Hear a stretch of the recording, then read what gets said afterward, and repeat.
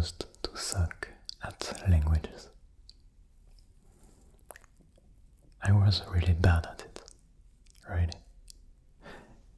Even though you might say, if you hear my English pronunciation, you are still bad. Yeah, I know. But today I would like to tell you first how many languages can I speak, because like every day almost people ask me, how many languages can you speak?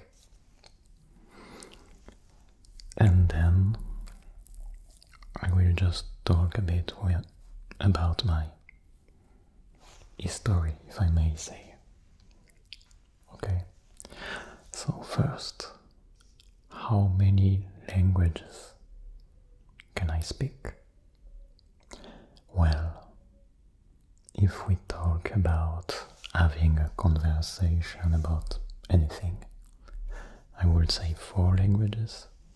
So, in English, bad English,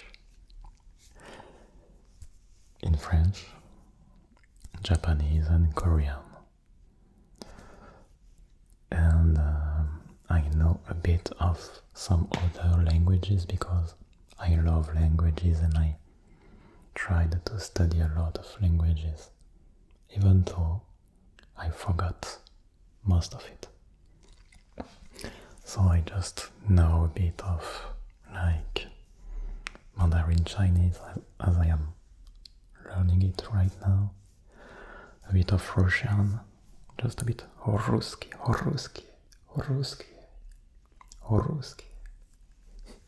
I'm doing it like this because I need to be far from the mic.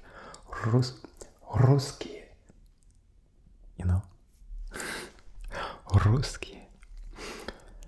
And yeah, a bit of Spanish and Italian, and now a bit of Portuguese, a bit of German too, because yeah, I also tried to learn German. I love the sound of the German language too, and a bit of Indonesian, a bit of Thai. Well, actually like, a bit of a few languages, but it's not speaking, it's just knowing just a few things.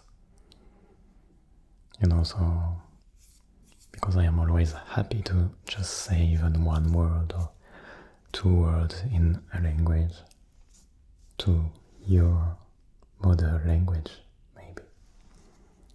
So yeah, 4 languages. Yeah. And so I used to suck at languages really. I was so bad. When I was in middle high school, I was always hiding, like at the place which is the farthest. Even my English right now isn't the best. The farthest place from the teacher, because I was always afraid that the teacher would ask me something and I would be like, I don't know. So sometimes even the teacher asked me something, I was like ignoring her, and then she would be like, Pierre, can you answer me please? I was like still looking at the ground. I don't have any idea about what this teacher is talking about. It was always like this. It was for English and then for Spanish that I took as a second language at school, middle high school, and it was even worse than English. I only knew one thing, it was medio punto, because when someone replied correctly to a question from the teacher, she would give you half of a point, and then if you had 40, half of a point, you could have 20 points, or the maximum, And sure, I never replied. I was near the door, ready to go outside. When, the bell rings. Oh, it has ended. It has ended. It's the end of the lesson. I must hurry and go out of this hell. So yeah, I did 3 years of Spanish at school. Well, I sit in the class. I think that my thinking skills and maybe drawing skills improved a lot. Yeah, I had a lot of time to think about life.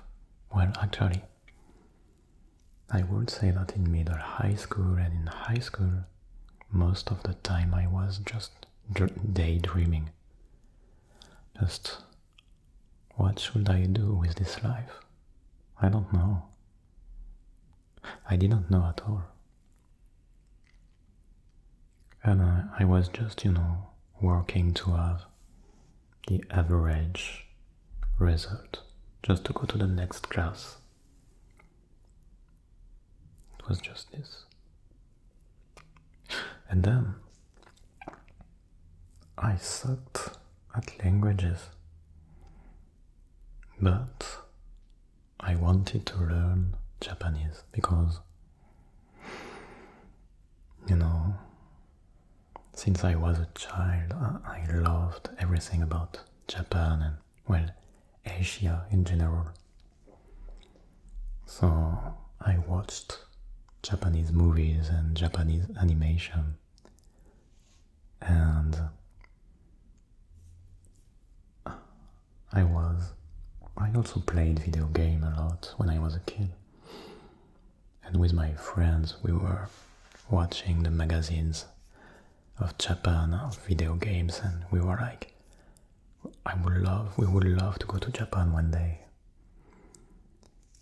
And I tried to learn Japanese and I was like, no, I'm not smart enough. I am so silly.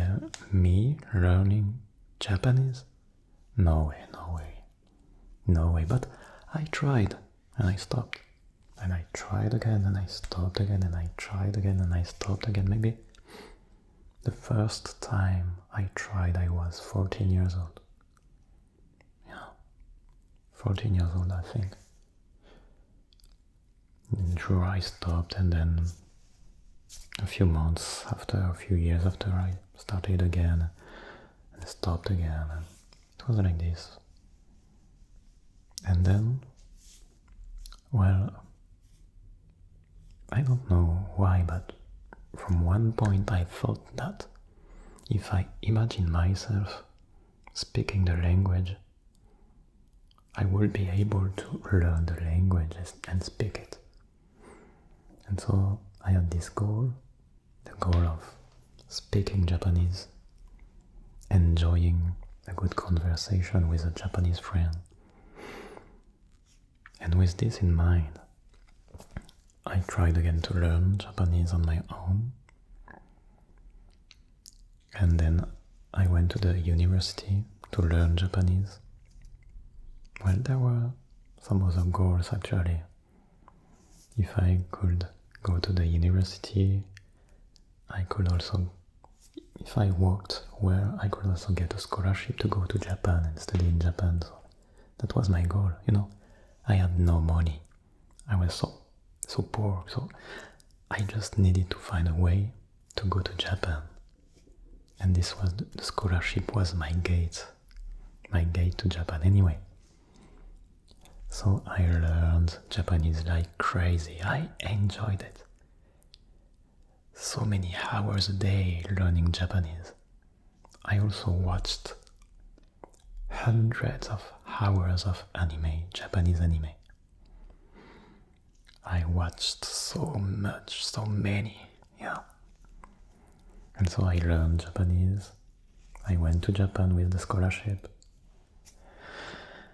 And, well, it wasn't my best year actually in Japan. I was quite depressed at the time, so it's a bit of a shame, but I went there. I was able to talk, to speak the language. It was hard at first, and I improved by talking with people. And then for Korean, it's funny because I learned Korean when I was working in Germany. So I learned just a bit of German when I was working in Germany, but I learned Korean also there, on my own, alone. And it was the same. I had tried to learn Korean a few times, and I was like, this language is so difficult. I cannot learn it. Japanese, okay, Japanese. The pronunciation is really clear, but Korean, no way. Korean is like a mix of Japanese and Chinese. I don't know. I cannot remember all of those words. No way. And then it was the same that for Japanese. From one day, I decided that I would be able to speak Korean, sorry. And then I started to learn every day. So maybe I told you about this in another video, I don't remember. I know that I did it in French and maybe in Korean, I'm not sure.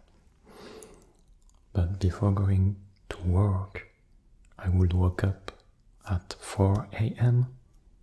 and study Korean for 3 hours, and then I would go to work. I loved my work in Japan. It was so great. The best work you can get. Anyway. And then, I was riding my bicycle, Think about that. So first I would wake up doing some push-ups, learning Korean, doing some stretching. I was living on the 4th floor of a really cute building. The landlady was a wonderful Indian lady. I loved her, really nice lady. Anyway, 4th floor, I would take my bicycle here every day. No elevator, nothing. In the stairs. Then going to work by bicycle, maybe 10 kilometers or something, every day. It's not about languages, but I think it's interesting. One day it was minus 26 degrees, and there were nobody outside except me with my bicycle. Okay, it's a bit silly, I thought I was going to die, so cold. But I'm glad I did it, Bicycle. I was walking on the 13th floor, taking the stairs, sure. I wouldn't take the elevator, so boring. You have to wait. You are like a slave to the society. I didn't like that, so I would just take the stairs to the 13th floor, like twice a day, up, down, because during my lunchtime I would go to the wood, because I was working in front of the computer, so I needed 1 hour to rest. So I would go to the wood and eat while walking really slowly. Then walk again, bicycle again, 10 kilometers, then bicycle again here. Going to the 4th floor, eating, studying a bit, watching a Korean drama to exercise my ears, doing some shadowing, repeating what you hear. And then I was sleeping at 8 o'clock, like really, you see, the hermit, anyway, you know what I mean. I was just living to learn. It was nothing else, I mean. no time to play, no time to meet people. So you might say it's not a life. Yeah, we might say that, but I think for me, I need those times where I am alone and trying to improve myself. And then I will enjoy for a few months just talking with a lot of people, traveling and stuff, and then work again like crazy, and maybe I will be alone for a few months or a few years. I don't really mind about that. Anyway, we started with I suck at languages. Then I told to you about, like briefly, about my Japanese experience. Was really brief because I could talk maybe hours about it, and you would not like that, would you? And then the Korean experience.